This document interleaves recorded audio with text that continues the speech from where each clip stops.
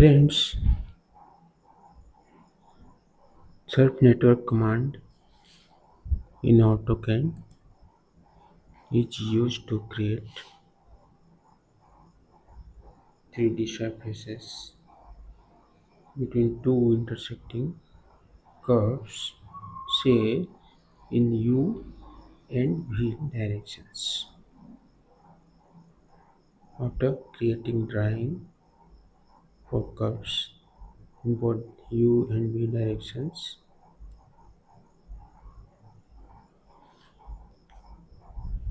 we type SURFNETWORK in the command line. Then it will prompt to select curve in the U direction and then in the V direction, and we'll select and press enter both the directions. Please ensure that this curve should be intersecting to form a proper network.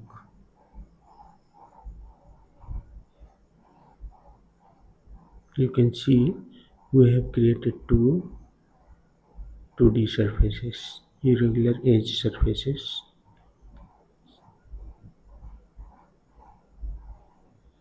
Now, with the help of this command, we'll create a curved 3D surface like this.